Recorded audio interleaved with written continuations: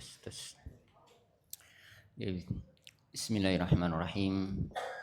Alhamdulillahirabbil alamin. Allahumma shalli wa sallim wa barik ala nabiyina karim Muhammad sallallahu alaihi wasallam wa ala alihi wa ashabihi ajmain.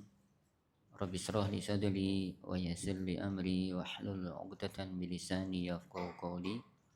Allahumma alimna ma yanfa'una wa anfa'na bima 'allamtana wa zidna ilman nafi'a. Allahumma barik fi ilmina, Allahumma barik fi kulli amrina. Wahyikum bitahiyatil Islam. Assalamualaikum warahmatullahi wabarakatuh. Para sesepuh, ini sepuh, para ustadzah, bapak-bapak, ibu-ibu, jamaah yang dirahmati oleh Allah SWT.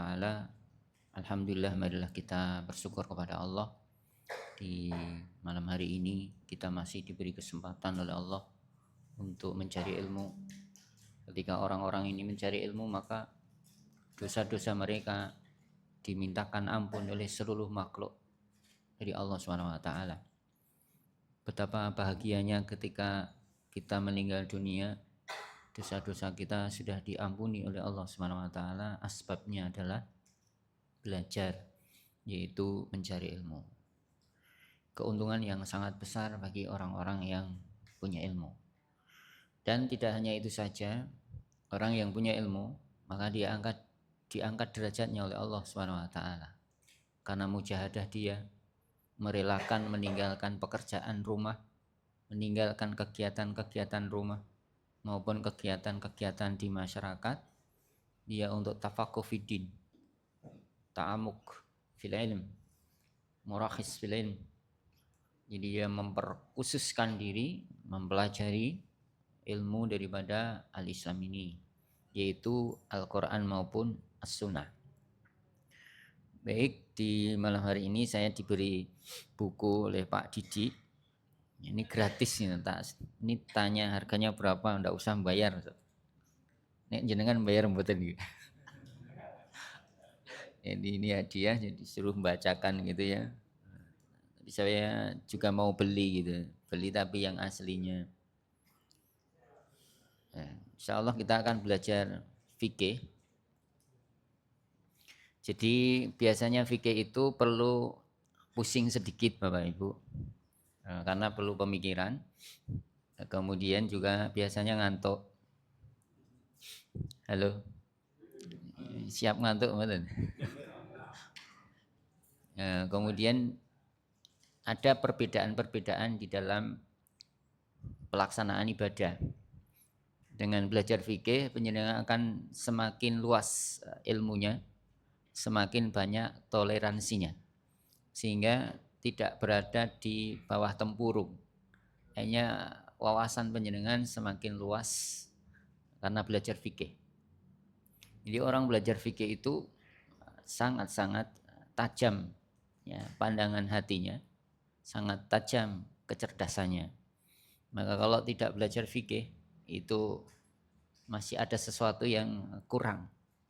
Alhamdulillah penjenengan mau belajar fikih, tapi memang untuk belajar fikih itu harus punya dasar-dasar keilmuan syar'i yang kuat gitu ya, sehingga akan mempermudah dalam pembelajarannya. Tapi kalau belum juga enggak apa-apa, biasanya ngantuk.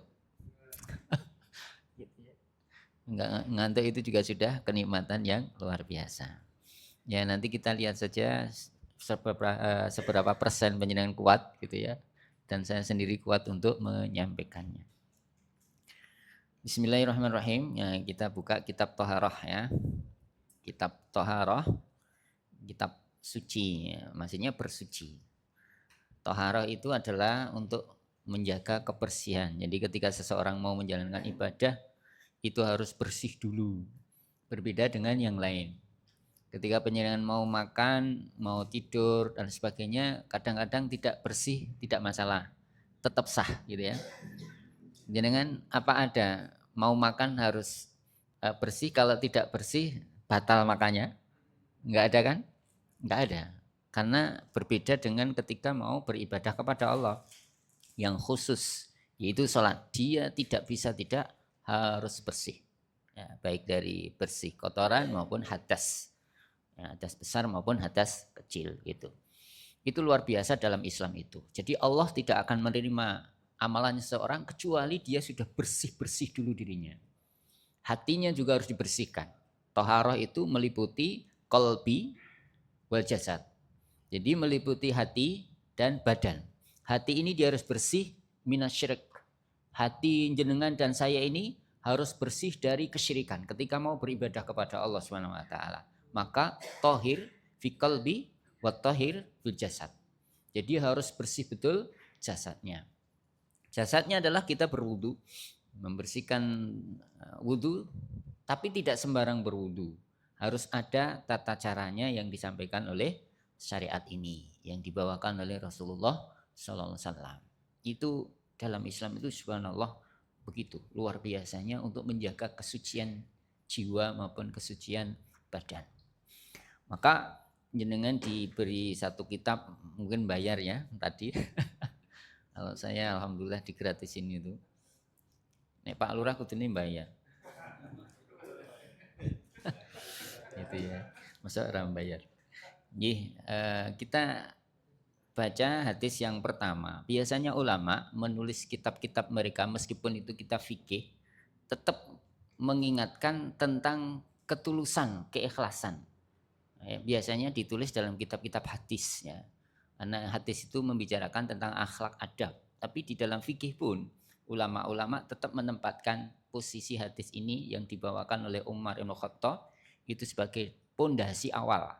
Jadi ketika seseorang itu mau berbuat sesuatu harus diberitahu ini dulu. Ya. Yaitu apa? Niat. Jadi bapak-bapak ibu-ibu niatnya jangan sampai keliru.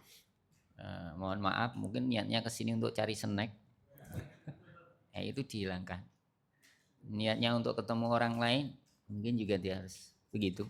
Tapi niatnya adalah untuk mencari ilmu, mencari ridha Allah Subhanahu wa taala. Ya. Baik, bismillahirrahmanirrahim. Jenengan sudah punya semua dibersani. Ini tentang niat. An Umar bin Khattab radhiyallahu an qala sami'tu Rasulullah sallallahu alaihi wasallam. Jadi ketika disebut namanya Rasul, penjenengan dan saya harus menyebut salawat. Ya, salawat kepada Rasulullah sallallahu alaihi wasallam. Ketika orang tidak mau menyebutnya, tidak mau mendoakan, orang itu adalah bakhil. Tidak mau menginfakkan apa yang ada pada dirinya. Yaqulu, beliau mengatakan innama sesungguhnya tiada lain al-a'malu, amal-amal itu binniyat, dengan niat. Dan riwayat yang lain adalah binniyati, bukan binniyati. Wa innama dan sesungguhnya tiada lain likulli tiap-tiap imri'in persoalan manawa, perkara apa yang dia niatkan.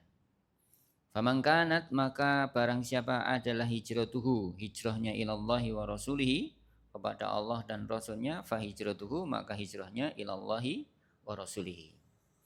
Faman kanat hijratuhu ila dunya yusibuha, barang siapa yang dia hijrahnya itu untuk dunia yang dia ingin mencapainya atau tujuannya, awi mura'atin atau perempuan yang jadi tujuannya yatazawajuha untuk menikahinya, fa hijratuhu ila ma hajara ilahi, maka hijrahnya juga seperti itu. Jadi niatan ini sangat penting untuk kita jalani Bapak Ibu, saudara-saudara. Niatnya ke sini untuk apa? Wah, saya istirahat sajalah. Daripada di rumah tidak ada apa-apa, istirahat di masjid kan nyaman, ada AC-nya, ada tehnya. Niatnya ya dapat itu. Dapat itu saja. Niat saya ketemu Pak Didi, ketemu Pak Lurah. Niatnya dapat itu dan tidak dapat pahala sama sekali. Na'udzubillah min syarri dzalik. Maka Rasulullah SAW mencontohkan siapa saja yang dia niatnya karena Allah dan Rasulnya, maka nanti akan dapatkan itu ya kepada Allah dan Rasulnya. Jadi dengan niatnya ke sini kepada Allah dan Rasulnya atau niatnya kepada Allah Subhanahu Wa Taala, itu akan dapatkan. Kalau niatnya untuk dunia, di sini saya mau mencari jodoh, ya dapatnya itu nanti. Kalau tidak dapat, ya sudah, itu keputusan Allah Subhanahu Wa Taala. Kemudian faedah-faedah hadis yang ada di sini adalah niat itu menjadi kunci pokok seseorang diterima atau tidak, mendapatkan ganjaran atau tidak. Jadi mau sholat Jumat, niatnya sholat Jumat, tapi yang dilaksanakan sholat duhur, kira-kira dapat enggak? tidak dapat karena niatnya salah. Ya, orang mau infak, niatnya salah. Saya infak sebenarnya untuk keperluan dirinya sendiri, tapi dia mengatakan infak saya ini untuk kedua orang tua saya. Maka ya tidak akan sampai. Kecuali apa yang dia niatkan saja. Jadi niat ini sangat penting untuk kita jalani. Terus niat itu di mana? Di dalam hati atau diucapkan. Niat itu adalah cost. Ya apa yang ada jenengan niatkan. Angan-angan jenengan itu apa? Membantu istri niatnya apa? Biar istri senang, biar istri membanggakan penjenengan, ya niatnya itu, dapatnya itu. Tapi kalau jenengan membantu istri karena Allah Subhanahu wa taala, jenengan diperintahkan oleh Allah untuk berbuat baik sebagaimana Rasul mengatakan, khairukum khairu li ahlikum wa ana khairi li ahli. Sebaik-baik kalian adalah orang yang paling baik kepada istrinya, orang yang paling baik kepada pasangannya. Ketika kita menjalani itu, kita menjadi orang yang lebih baik, maka karena mengikuti Rasul tadi, kita akan dapatkan ganjarannya.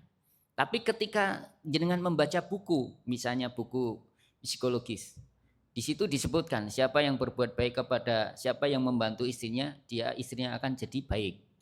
Ketika kita menjalankan itu, mengikuti itu, ya dapatnya cuma kebaikan saja di dunia. Dia istri mungkin tidak pernah mendoakan penjenengan, istri mungkin tidak akan pernah membantu penjenengan. Itu bedanya. Ketika seseorang itu niatnya karena Allah SWT, maka niat ini harus betul dan jelas. Kemudian peringatan dari sikap menghendaki tujuan duniawi dengan amal-amal akhirat serta penjelasan rendahnya hal tersebut. Jadi ketika seseorang itu menghendaki niatnya untuk dunia, yaitu hal-hal yang sangat rendah sekali. Gitu. Tujuan dunia itu sangat-sangat rendah. Misalnya belajar tujuannya biar pintar. Terus nanti bisa dapatkan jabatan atau kedudukan, yaitu rendah sekali. Tujuan belajar adalah bukan untuk pintar, tapi untuk mendapatkan ridho Allah Subhanahu wa taala. Kalau di pondok pesantren mengajarin anak-anak itu karena kecerdasannya beda-beda. Ketika guru ini menginginkan, mengandalkan agar anaknya pintar, ya rugi. Mestinya mengajar itu karena mencari ridho Allah supaya anaknya ini paham dengan al-Islam, punya akhlak dan adab, sudah cukup. Tidak perlu, wah ini harus pintar, sampai harus dijelaskan sampai paham betul. Ya enggak. Makanya Allah SWT tidak memerintahkan supaya orang ini jadi pintar. Supaya apa? Bertambah ilmunya, bertambah akhlaknya. Maka yang diminta Rasul apa? Rabbi zidni ilma. Bukan pintar. Rabbi zidni zaki, tidak begitu. Tapi Rabbi zidni ilma. Seperti paham ya. Jadi nanti ketika saya sendiri jenengan punya anak disekolahkan kok rak pinter-pinter, jenengan nesu napa mboten? Nesu ya Allah. Jadi ya sudah, namanya anak masing-masing jatahnya. Yang jelas dia jadi baik, jadi mau sholat rajin, mau mendoakan orang tuanya sudah cukup. Ya nanti masuk sana sudah cukup. Kalau pinter, penjenengan mendoakan ya Allah anak saya jadikanlah dia cerdas. Begitu dia cerdas, mencerdasi penjenengan. Uang saku yang biasanya dikasihkan, dia simpen. Ya, disimpan. Kemudian minta lagi, karena ngakalin gitu. Bilangnya ada di sekolahan ada tambahan uang saku, minta ke ayahnya lagi, Pak, ada tambahan untuk uang saku. Ini namanya minterin. Jadi tidak soleh, tidak punya akhlak yang baik. Maka Rasul diperintahkan oleh Allah untuk mengatakan Rabbi zidni ilma. Kemudian manusia berbeda-beda dalam niat mereka dan bagi setiap orang apa yang dia niatkan. Tadi sudah disampaikan, jadi penjenengan dan saya ini niatnya kira-kira beda-beda napa mboten? Halo. Napa teng mriku niate sami mawon. Sing barisan mriki nggih sami, barisan sini juga sama. Mestinya harus sama. Niatannya adalah mencari ilmu dan mencari ilmu. Ya, bukan yang lain. Dan mencari ilmu itu yang kedua adalah harus karena Allah Subhanahu wa taala. Kalau orang mencari ilmu tujuannya untuk dunia, maka dia tidak dapatkan kecuali dunia saja. Dan akhirat sama sekali. Naudzubillah min syarri dzalik. Jadi anak-anak kita, saya sendiri ya pesankan kepada mereka dalam mencari ilmu itu harus bersabar. Penjenengan kesini mungkin tidak malam hari ini saja, beberapa malam penjenengan kesini itu harus bersabar. Mencari ilmu itu harus bersabar. Kuncinya di situ. Karena untuk mendapatkan akhlak dan adab yang baik, paham kepada Allah, paham kepada Rasulnya, paham kepada sesamanya adalah tidak sekedar 1 malam, 2 malam, bermalam-malam dan sangat lama. Kalau penjenengan pengen instan, sekarang modelnya instan pendidikan itu. Ada RPL, gitu. RPL bersama tuh. Oh, dereng berarti. Percepatan itu loh. Kuliah 5 tahun ditempuh dalam waktu 1 tahun. Itu percepatan. Kemudian ada ekstensi, instan. Maka hasilnya apa? Ya tidak paham. Hasilnya cuma gelar. Tapi tidak paham dengan apa yang ada dimaksudkan untuk perkuliahan. Itu seperti itu. Ketika orang pengen cepat lulus, ya mungkin cepat lulus, tapi tidak paham dengan apa yang dia pelajari selama itu. Penjenengan pengen lulus cepat dari kajian-kajian ini, gitu ya. Pengen cepat pinter gitu ya, enggak akan dapat kecuali ya sedikit kesabaran, tidak akan pernah dapatkan adab dan akhlak juga mungkin tidak pernah akan dapatkan karena kuncinya adalah kesabaran. Kemudian selanjutnya adalah taharah bersuci, itu termasuk amal perbuatan. Maka ia tidak sah kecuali disertai niat. Jadi bapak-bapak dan ibu-ibu ketika mau wudhu biasanya baca basmalah napa mboten? Nah, biasanya ada niat wudhu napa mboten? Sok-sok lali mboten? Terus nek lali pripun? Baleni. Jadi bersuci itu amal perbuatan, sebagaimana sholat ya amal perbuatan, maka itu harus dibarengi dengan niat betul. Saya mau berwudu untuk sholat, terus baca basmalah. Ya kalau tidak bagaimana? Ya berarti itu tidak dapatkan apa-apa, karena harus disertai niat. Mulai sekarang jangan sampai lupa niat. Harus diniatkan karena Allah Subhanahu wa taala. Terus cirinya bagaimana, Pak? Cirinya jenengan ketika mau wudu itu sudah batinnya mengatakan saya mau berwudu. Itu sudah niat. Nek ngerti bar wungu langsung wudu kan kira-kira niat mboten? Ya kalau jenengan sudah pergi ke tempat wudu itu namanya sudah niat berwudu gitu ya. Kecuali mau menghindar dari penangkapan orang, ya, pura-pura ke kamar mandi dan mau berwudu. Sakit dipahami ya? Mau sholat, mestinya sudah niat sholat dulu kan? Nah kalau niatnya itu keliru, misalnya saya mau sholat itu niatnya bukan untuk sholat, tapi untuk mendapatkan zakat fitrah. Ya itu sudah niatnya bukan karena Allah, karena zakat. Kemudian selanjutnya adalah baiknya cara mengajar Nabi Sallallahu Alaihi Wasallam. Jadi Nabi itu dalam mengajarkan, menjelaskan itu sangat dipahami oleh para sahabat. Ini pentingnya kita belajar membaca hadis. Jadi membaca hadis itu akan mempermudah saya dan panjenengan untuk bagaimana mengajarkan kepada orang lain. Di sini kuncinya adalah satu, Rasul memberi dasar dulu, ilmunya disampaikan. Karena mungkin masih bingung memahami, kemudian diberikan contoh. Contohnya adalah tadi, siapa saja yang dia niatnya karena sesuatu, dia akan mendapatkan sesuatu itu. Nah, jenengan nanti ketika mengajarkan kepada orang lain, dikasih teorinya, kemudian dikasih contohnya, itu akan lebih mudah untuk dipahami kepada orang lain. Tidak usah terlalu banyak-banyak yang disampaikan, tapi kunci pokoknya, maksud tujuannya itu tercapai. Yaitu apa? Memahamkan satu hadis ini, kemudian diambil hikmahnya, faedahnya. Itu biasanya kaidah ulama begitu. Maka biasanya ditulis tentang faedah-faedah hadis. Itu harus disampaikan. Sudah diniatkan karena Allah nggih? Sudah leres? Jangan niatkan mengantuk. Baik. Sekarang hadis tentang fikih.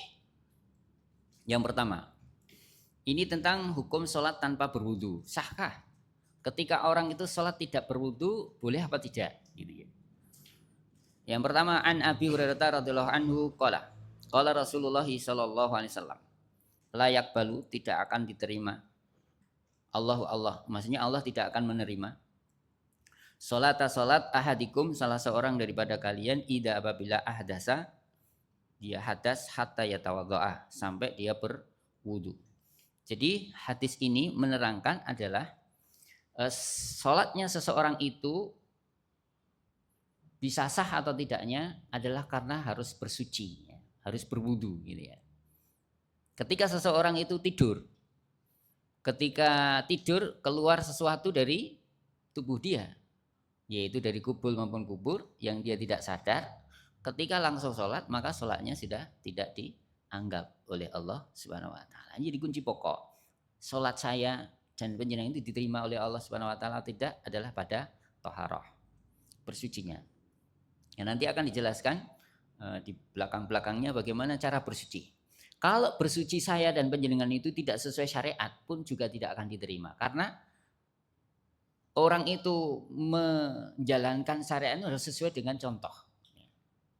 Contoh daripada Rasulullah Sallallahu Alaihi Wasallam. Di dalam kitab Bukhari itu dikatakan berwudu 1 kali, berwudu 2 kali, berwudu 3 kali, berwudu 4 kali.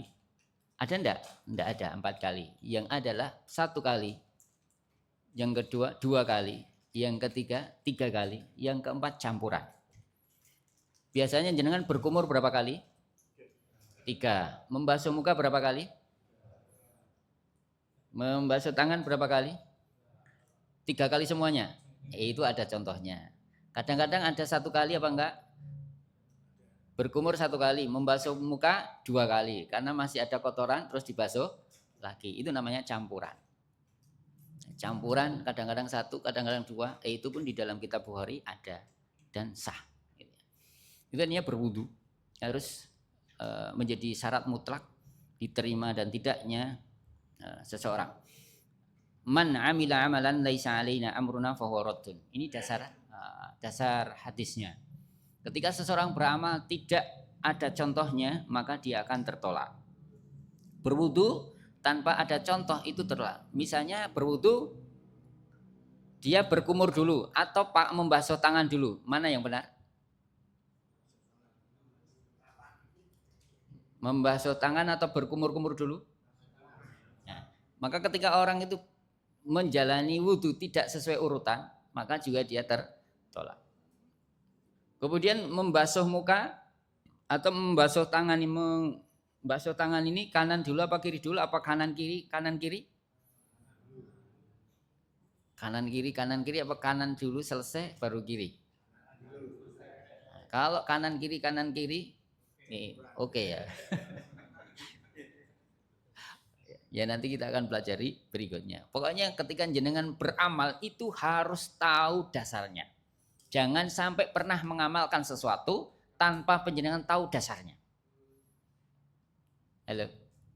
Jenengan puasa 1 hari, puasa 1 hari berbuka. Itu ada dasarnya? Ada dasarnya. Kalau jenengan pirsa, jalani saja. Begadang semalam ada dasarnya? Kalau tidak ada dasarnya jangan dijalani. Merokok ada dasarnya? Ya kalau tidak ya jangan dijalani. Itu fahuwa raddun, dia akan tertolak. Ya. Amalan yang jenengan kerjakan jenengan harus paham betul.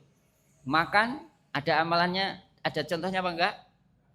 Ada contohnya makan, maka dijalani itu halal, enggak masalah. Ke belakang buang air besar atau kecil ada contohnya enggak?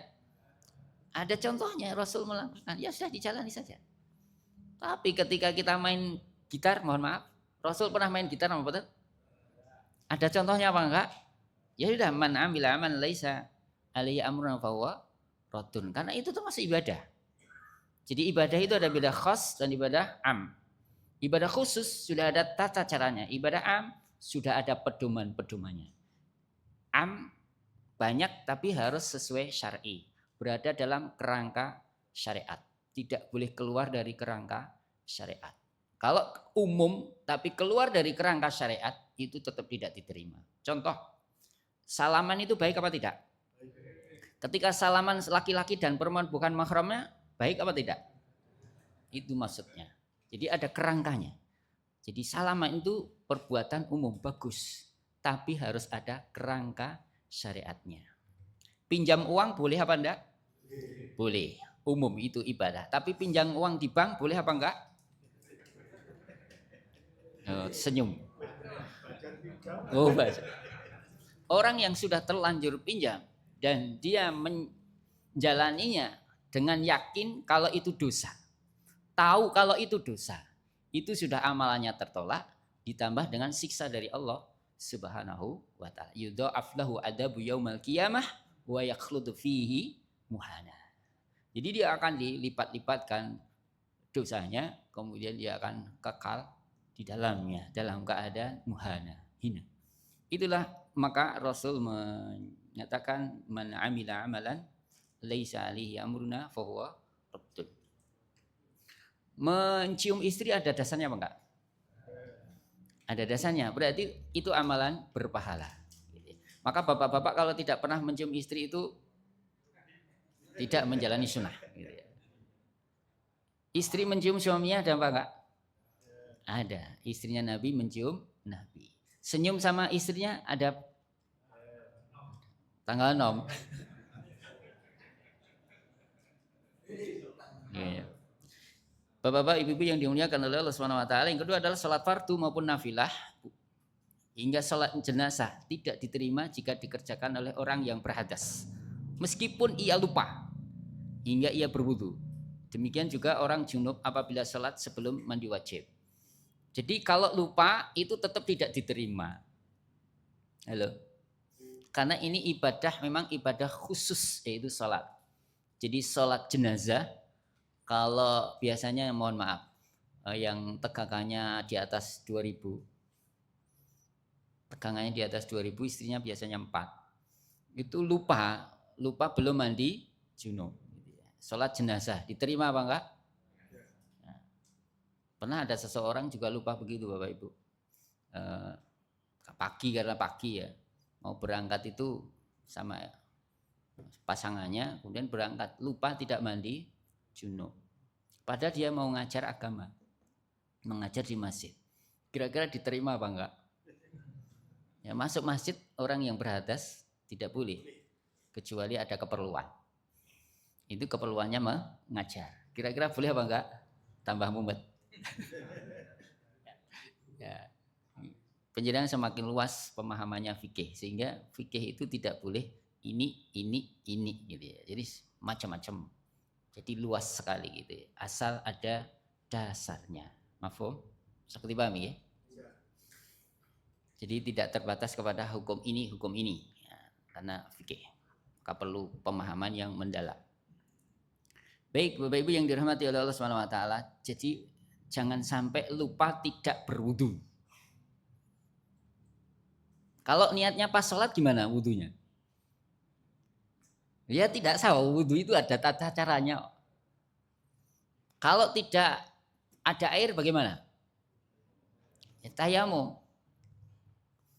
Ada ulama yang mengatakan tidak dia harus mencari air dulu. Begitu enggak ketemu baru dia bertayamum. Begitu melihat ada air, diulangi sholatnya apa enggak? Ada yang enggak, ada yang ya ada yang mengulangi, ada yang tidak. Karena pendapatnya sudah mendapat air kok, berarti tayamumnya batal. Dia harus mengulangi sholatnya. Terus yang satunya, wong saya sudah sholat kok, sudah tayamum, enggak masalah. Terus fadu, mboten sah fadu.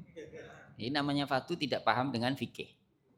Maka tadi sudah saya sampaikan, belajar fikih itu adalah menambah kecerdasan, wawasan, memahami orang lain. Mafhum? Jadi bapak-bapak dengan belajar fikih itu akan mudah untuk memahami latar belakang seseorang. Ketika ada orang melakukan A, jenengan jangan langsung komentar, wah, cah kae jadi cah ngene. Wis gaweane paling nurun bapak.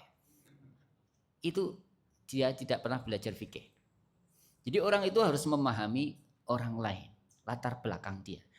Katakanlah seandainya saya jadi dia bagaimana? Namanya belajar fikih. Pengetahuannya harus luas, wawasannya harus luas. Tidak berada dalam satu tempurung. Dia akan berada di bawah langit. Akan mudah untuk memahami orang lain. Bapak-bapak, ibu-ibu yang dirahmati oleh Allah SWT, yang ketiga adalah sholatnya orang berhadas adalah haram hingga dia berwudu. Karena Allah Ta'ala tidak menerimanya. Sementara mendekatkan diri kepada Allah Ta'ala dengan perbuatan yang dia tidak terima termasuk penentangnya terhadapnya dan penghinaan kepadanya. Jadi kalau saya dan penjenengan, naudzubillah min syarri dzalik ya, sholat tidak berwudu itu menentang Allah, menghina Allah Subhanahu wa Ta'ala. Innallaha la yuqbalu, Allah tidak menerima illa thayyib, kecuali yang baik. Itu harus jadi prinsip. Ketika penjenengan beramal dengan sesuatu yang sangat baik. Berwudulah dengan sesuatu yang jenengan anggap ini paling baik pada hari itu. Jangan berwudu sembarangan. Ketika jenengan sudah mau sholat, berwudulah dengan betul-betul penjenengan ini ibadah kepada Allah. Saya sembahkan kepada Allah, saya harus berwudu dengan paling bagus di hari ini. Karena khawatir saya hari ini akan meninggal dunia. Pernahkah jenengan berpikir begitu? Ya, setelah belajar fikih ini, berpikirlah. Wudu saya ini adalah harus yang terbaik. Karena Allah tidak akan menerima kecuali yang baik. Jangan wudu sembarangan. Asal berwudu. Jangan. Kalian jenengan sudah punya ilmunya. Man amila amalan falaisa amruna fahuwa radd. Itu jadi prinsip. Jenengan harus hafal hadis ini. Kemudian jangan pahamkan dalam hati masing-masing. Saya kalau beramal ini harus ada contohnya. Bapak-bapak, ibu-ibu yang dirahmati oleh Allah SWT. Yang keempat, seseorang jika berwudu untuk sholat, kemudian masuk waktunya sholat lain, sementara wudunya belum batal, maka tidak wajib baginya untuk berwudu kedua kalinya. Jadi masih dibolehkan satu wudu itu dipakai untuk beberapa kali sholat. Contoh, penjenengan mau berangkat ke Jakarta, berangkat jam 11, berwudu. Kemudian sholat zuhur dulu. Habis itu istirahat lagi. Atau langsung dijamak. Nah, ketika sholatnya jamak, apakah anjenengan berwudu lagi ketika mau sholat asar? Jamak qashar. Jamak qashar itu adalah meringkas. Jadi sholat zuhur biasanya 4 dijadikan 2. Biasanya masih ada rentang waktu, sholat asar ditarik ke depan, jamak takdim, didahulukan. Nah, sehingga sholat zuhur dulu, habis zuhur salam, kemudian kan sholat asar. Apakah berwudu lagi? Tidak. Maka satu wudu bisa dipakai untuk beberapa sholat. Kemudian jangan lanjutkan berangkat. Tidak berwudu lagi, sholat maghrib dan isya. Sah apa tidak? Tapi siapa yang tahan tidak keluar, tidak pipis? Mesti dia begitu. Maka dia berwudu dulu. Dan berwudu itu fadilahnya sangat banyak sekali ya. Nanti akan dibicarakan juga mungkin di belakang. Bapak-bapak, ibu-ibu yang dirahmati oleh Allah Subhanahu wa Ta'ala, ketika penjenengan sudah berwudu, sudah tidak masalah. Tapi harus diingat-ingat, tadi keluar sesuatu atau tidak. Itu yang harus ingat. Tapi kalau pengen selamat, khawatir dan sebagainya, ya berwudu saja. Supaya lebih mantap. Karena jenengan beramal ada contohnya. Saya mau sholat, ya berwudu dulu. Nah, begitu maksudnya. Tapi tidak berwudu juga ada contohnya. Juga Rasul tidak berwudu lagi. Mantap juga. Yang penting jenengan yakin. Halo? Yakin ya. Wudu saya ini batal atau tidak. Kemudian kelima, menunjukkan kepada keagungan salat, di mana Allah Ta'ala tidak menerima kecuali pelakunya telah bersuci. Ini sangat luar biasa pelajaran bagi kita semua. Jadi Allah itu sangat mementingkan tentang kesucian. Jadi sampai tidak menerima orang yang tidak suci. Coba kalau yang ibadah-ibadah yang lain, mungkin perak, naudzubillah misalnya, ya, langsung menghadap Tuhannya. Ada enggak itu? Banyak ya. Berdoa tidak berwudu. Kira-kira Allah melihat kepada orang yang berdoa tanpa wudu apa enggak? Ya dilihat, cuma kamu kotor. Kamu masih hadas, meminta kepada aku. Maka kalau berdoa ya diusahakan kalau tidak ada air, tayamum. Jadi karena menyebut Allah itu, Allah sangat mulia. mestinya kita punya adab kepada Allah Subhanahu wa taala dalam keadaan suci, bersih. Wong kita saja menghadap Pak Lurah tidak pakai kaos oblong atau kakinya masih banyak lumpurnya berani menghadap ke kantor. Itu pada Pak Lurah saja seperti itu. Ya. Nah ini kepada Allah Subhanahu wa taala kotor. Mungkin hadas. Atau mungkin kotor kakinya dan sebagainya. Maka diusahakan untuk membersihkan dulu berwudu. Wah, Masya Allah sudah mau selesai waktunya. Hadis yang ketiga, mungkin ada yang disampaikan. Oke, dong ngantuk saya. Baik, yang ketiga, hukum tidak menyempurnakan wudu. Bolehkah sholat ketika wudunya tidak sempurna?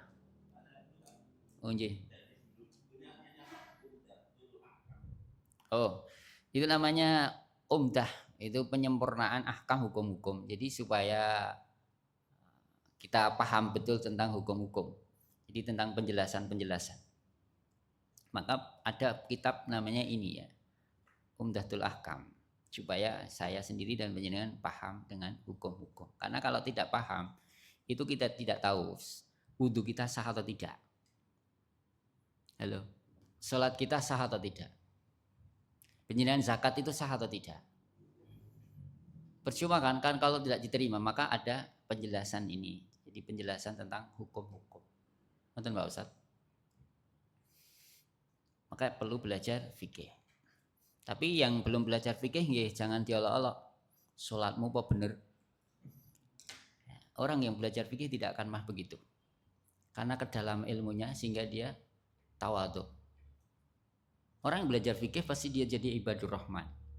Wa ibadur rahmanil ladzina yamshuna 'alal ardi hauna wa idza khatabahum jahiluna qalu salama. Orang yang sudah belajar fikih itu dia tidak pernah takabur. Tidak akan pernah sombong. Karena di dalam hatinya sudah ada hadis, akhlak dan adab, sudah ada pemahaman. Jadi fikih itu adalah akal. Semakin banyak memahami orang lain, dan semakin taat kepada Allah, semakin mengagungi Allah Subhanahu wa taala. Hadis yang ketiga, hukum tidak menyempurnakan wudu. Tadi adalah pertanyaannya, bolehkah gitu ya? Bolehkah wudunya tidak sempurna? Coba kita baca.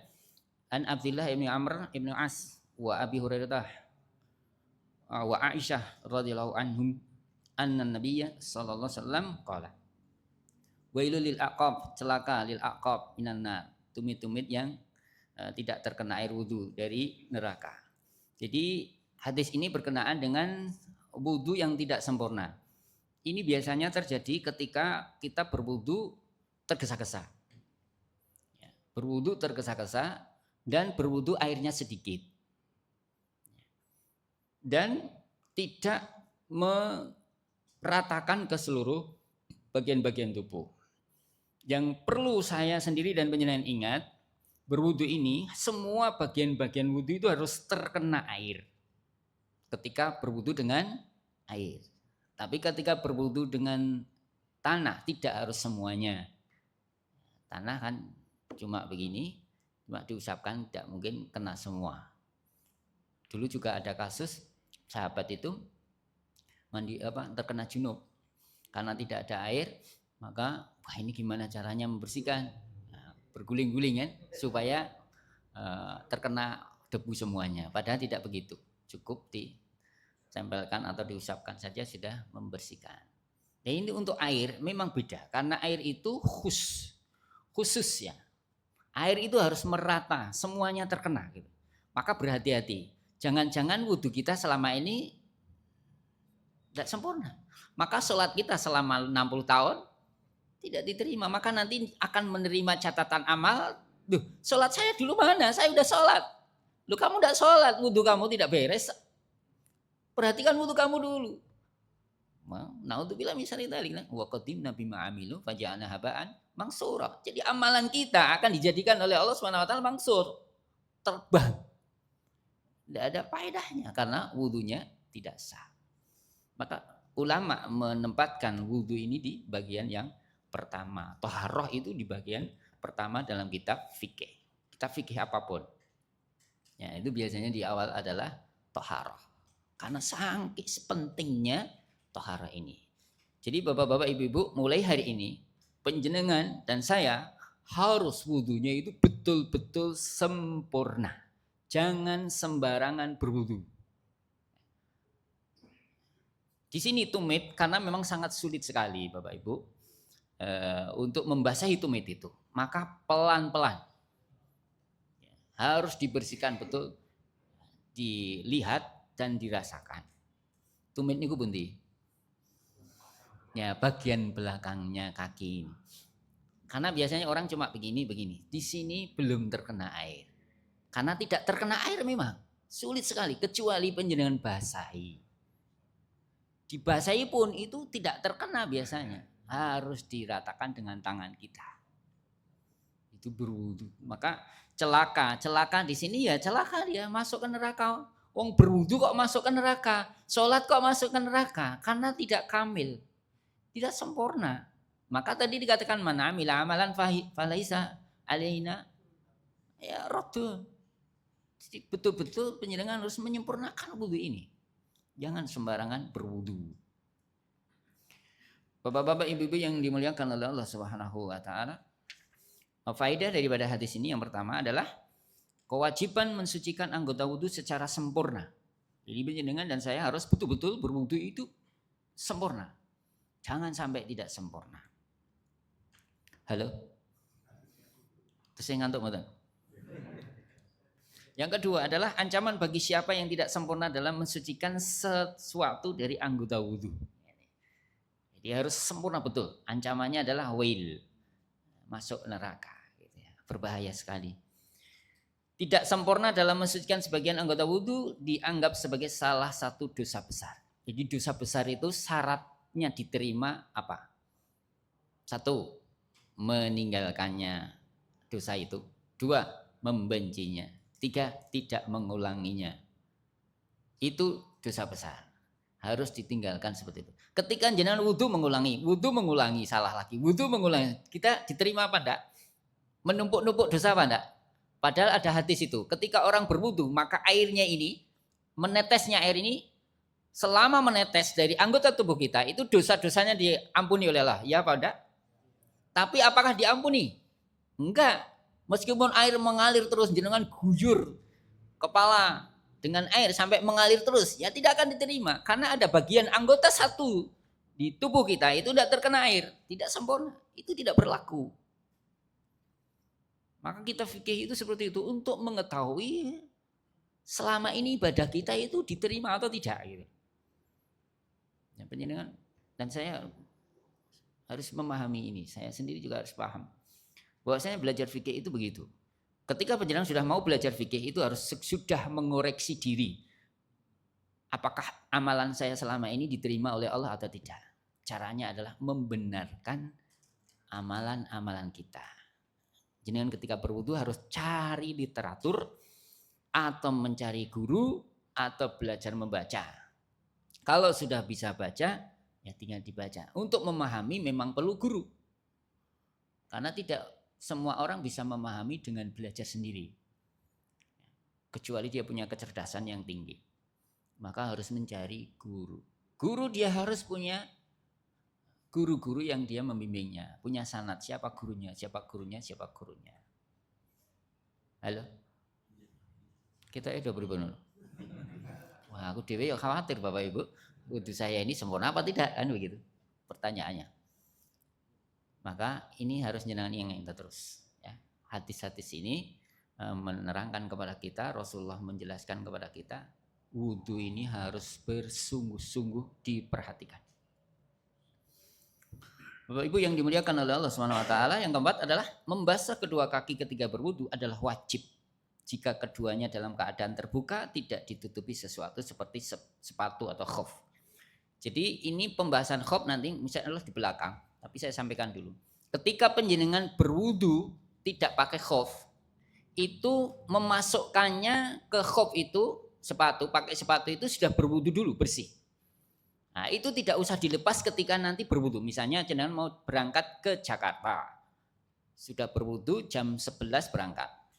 Nanti di perjalanan tidak usah melepas sepatu lagi karena tidak batal. Dan mengusapnya bagaimana kalau panjenengan mau berwudu? Ya diusap saja sepatunya. Bagian tumitnya terkena apa enggak? Enggak kena. Ya sudah, cuma diusap bagian atas khufnya saja. Tidak usah diratakan ke seluruh sepatunya. Halo? Bawah enggak? Ya enggak. Belakang juga enggak. Di atasnya saja diusap. Berarti tidak terkena semua? Iya. Karena pakai khuf dan ada rukhsah yang ada dilakukan. Loh, kita sudah tekluk-tekluk. Ngantuk ya. Kalau di rumah bagaimana? Kalau di rumah boleh juga pakai khuf. Cuma bolehnya 1 hari.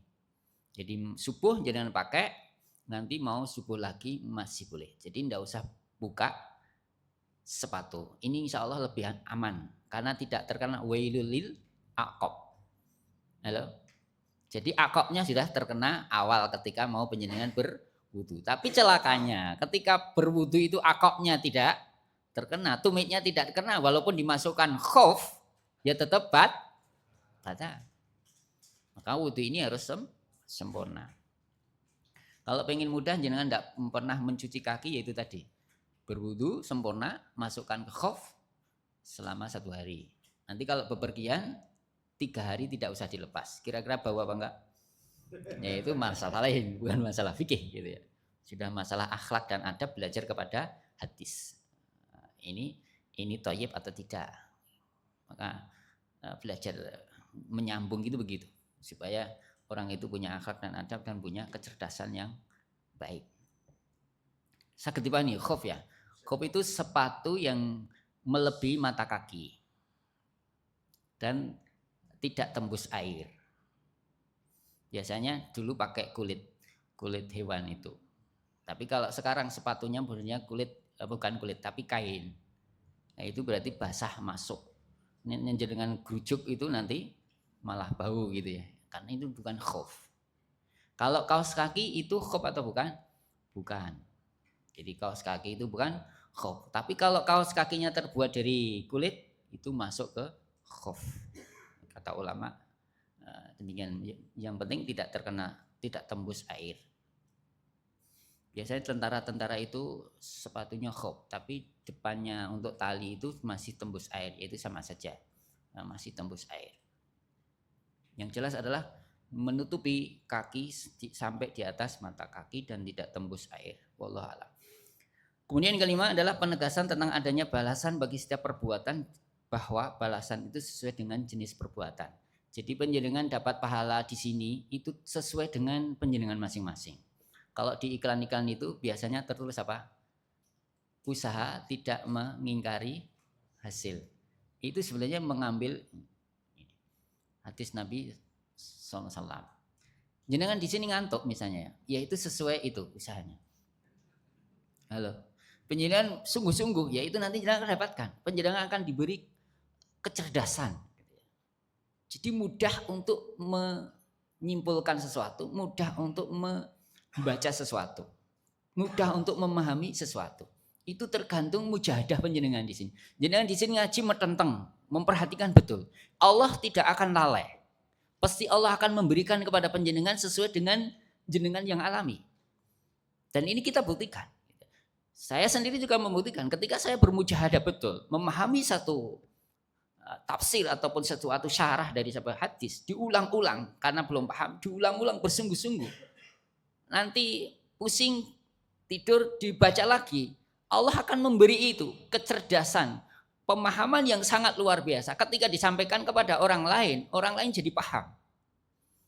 Itu karena kebaikan dari Allah SWT. Dan Allah memberikan kebaikan itu tidak cuma-cuma, tidak gratis. Siapa yang masuk jannah gratis?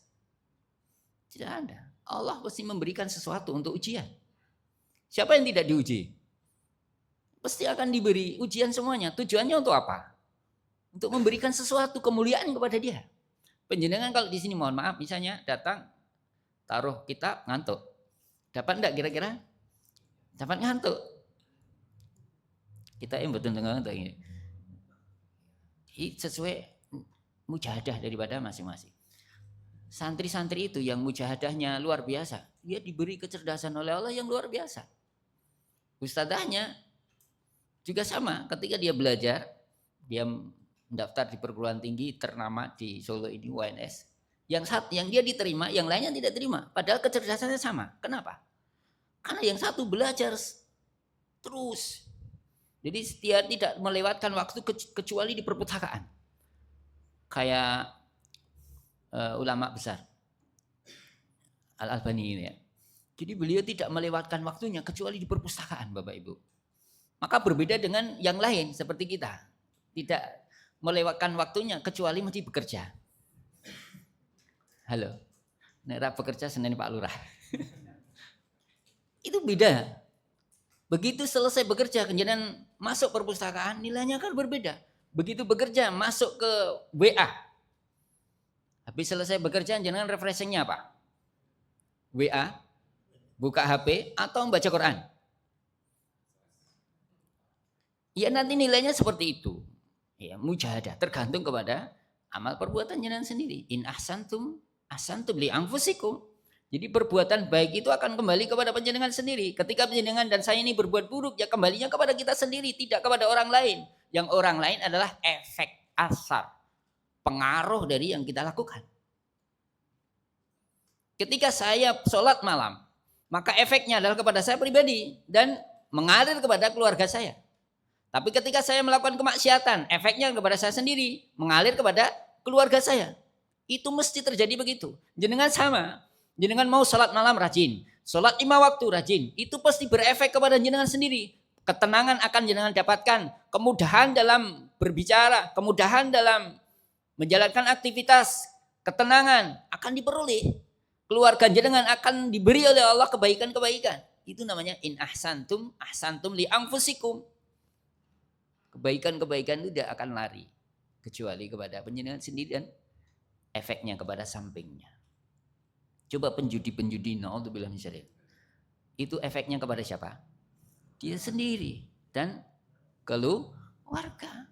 Tapi kalau dia sudah payah, kepada masyarakatnya. Halo? Saya dipahami ya? Ini kurang 5 menit Bapak Ibu. Masih hadis ketiga. Terus pripun Mbak Edi? Diwaca. Ya. Bapak Ibu yang dirahmati oleh Allah Subhanahu wa taala, ini di sini tumitnya. Nanti di beberapa kitab itu bukan tumit. Ada lengan juga, siku. Ya. Itu nanti siku itu juga sulit ya Bapak Ibu. Ketika panjenengan berwudu, siku itu biasanya mana? Biasanya begini apa enggak? Cuma begini. Apa panjenengan putar-putar? Nah, kalau panjenengan putar-putar itu kesempurnaan. Tapi kalau enggak cuma begini itu biasanya enggak kena. Karena ketika panjenengan begini ini ada yang terlipat. Jadi kalau gemuk atau kurus ya. Kurus ini lipatannya semakin banyak. Airnya enggak terkena ke situ. Tapi kalau gemuk biasanya lipatannya sedikit ya. Jadi terkena wudu. Tapi kalau tidak diputar, tidak diputar-putar ini pasti tidak kena itu tumit. Halo. Kemudian nanti memasukkan air ke hidung dan mengeluarkan air ke hidung. Berwudu itu harus sempurna.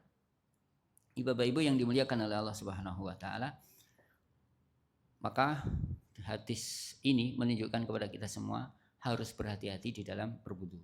Mungkin ada yang tanyakan? Monggo. Ya, berikan Pak Ustaz.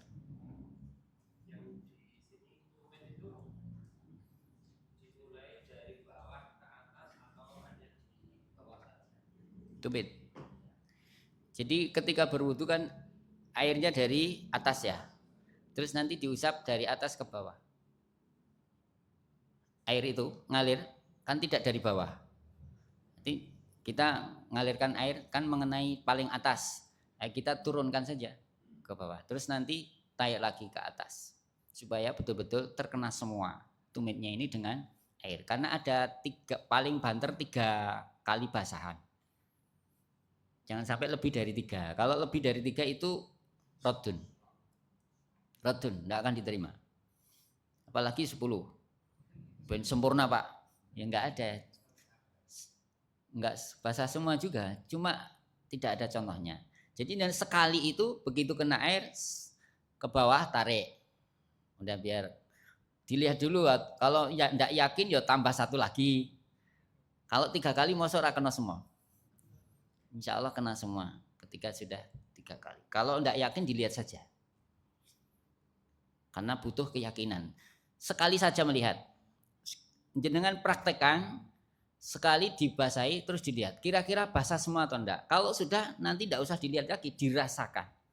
Jadi melihat itu tidak harus melihat dengan mata kepala, tapi rasa itu juga bisa untuk melihat. Halo? Contohnya siapa? Orang buta. Orang buta itu bisa melihat apa tidak? Tapi bisa merasakan. Itu namanya melihat juga.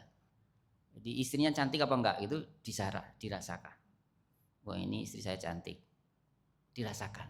Sakit dipahami ya? Nanti yang pertama dilihat dulu basah apa enggak. Habis itu yang kedua dirasakan saja. Kalau perbuatannya sudah seperti kemarin itu sudah begitu. Sakit dipahami? Gini Pak Ustaz.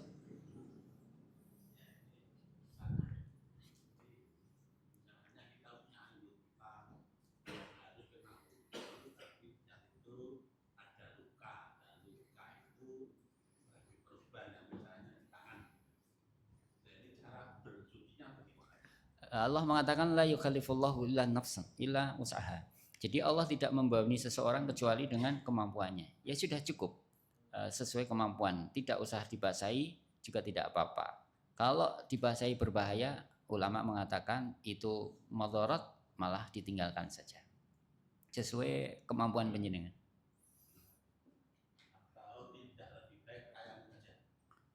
Karena ada air. Anggota tubuh yang lain itu masih bisa dipakai.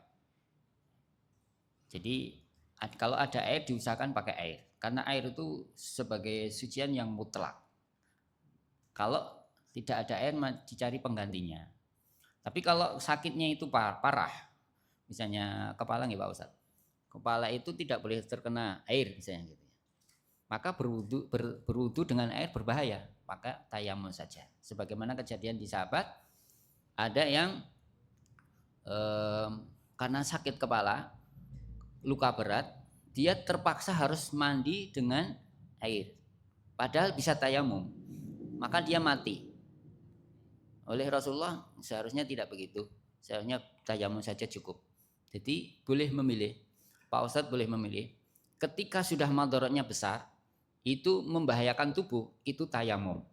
Ketika tidak membahayakan tubuh, itu tetap berwudu seperti biasa. Itu yang merasakan panjenengan sendiri. Karena ibadah itu yang merasakan panjenengan sendiri dan Allah sudah tahu ini madarat bagi panjenengan sendiri atau tidak. Jadi ketika orang lain melihat guru kok ngono ndadak tayamum, itu dia tidak pernah belajar fikih. Harus memahami orang lain karena yang merasakan dia sendiri. Sangat dipahami ya. Jangan sampai mencela orang lain. Benar Pak?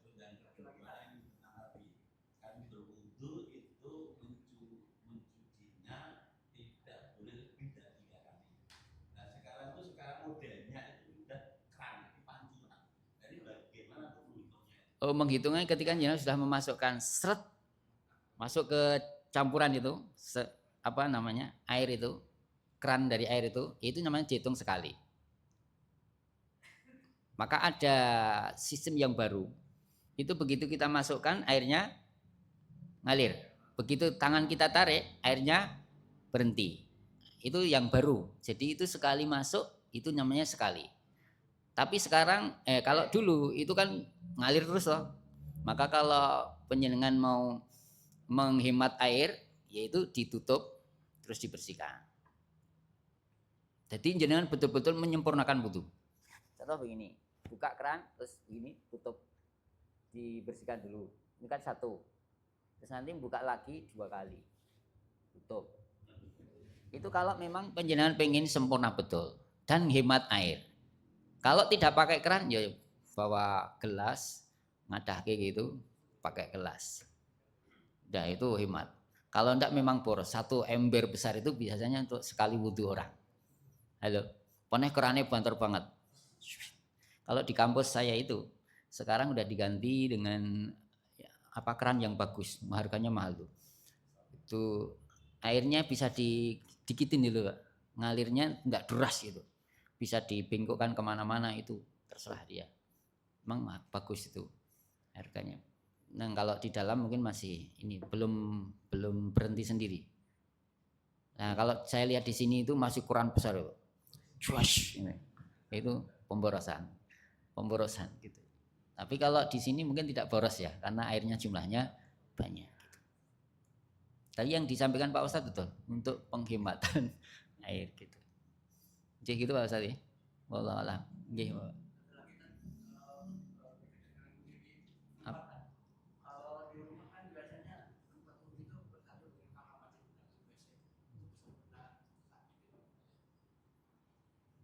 Oh, kalau berwudu diusahakan di luar WC Bapak. Jadi karena di situ harus mengucap bismillah kan. Kalau pengen berwudu di kamar mandi, bismillahnya di luar. Bismillahirrahmanirrahim, berdoa masuk kamar mandi. Jadi dua, masuk di situ berwudu. Tapi baiknya di luar ada untuk berwudu. Karena ada ritualnya, tata caranya berwudu di situ membaca basmalah. Gitu. Apa membersihkan sela-sela jari itu pakai jari kelingking itu disunahkan oleh Nabi? Oh. Ya, membersihkan yang penting itu bukan pakai ini ya, sulit sekali. Sesuatu yang menyulitkan biasanya tidak usah kita kerjakan, dihindari kata ulama. Yang mudah saja. Jadi kalau mau membersihkan sela-sela ya, ini sudah cukup. Kalau gini-gini lama dan itu sulit. Kaki ya pakai tangan kita saja semua. Itu boleh. Langsung sekali masuk dilihat dulu sudah basah atau enggak. Tapi biasanya kalau sekali itu jenengan basuh kaki itu enggak basah. Itu tidak basah. Coba jenengan praktek ya. Karena ini apa namanya? Apa namanya itu? Mengerucut itu.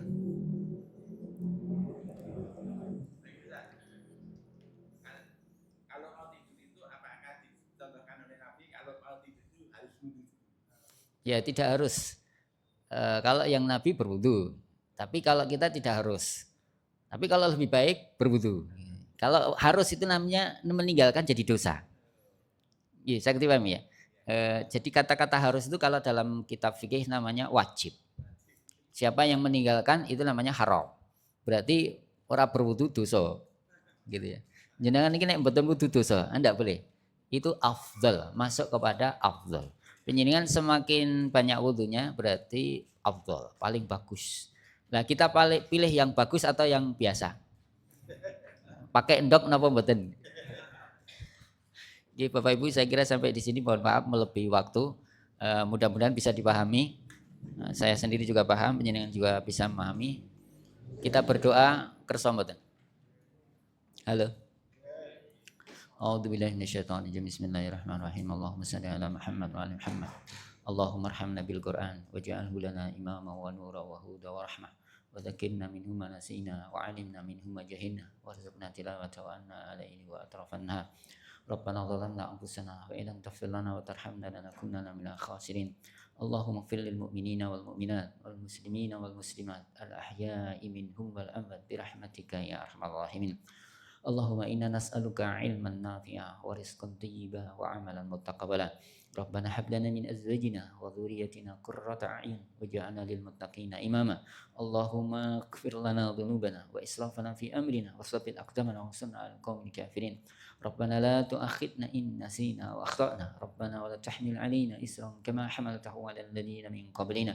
Rabbana wa la tuhammilna ma la taqata lana bih. Wa'fu 'anna waghfir lana warhamna anta maulana fansurna 'alal qaumil kafirin. Rabbana atina fid dunya hasanah wa fil akhirati hasanah wa qina adzabannar. Wassallallahu ala Muhammad wa Muhammad alhamdulillahirabbil alamin. Bapak Ibu, kalau ada sesuatu yang tidak pernah mau dimaafkan, astagfirullahaladzim. Assalamualaikum warahmatullahi wabarakatuh.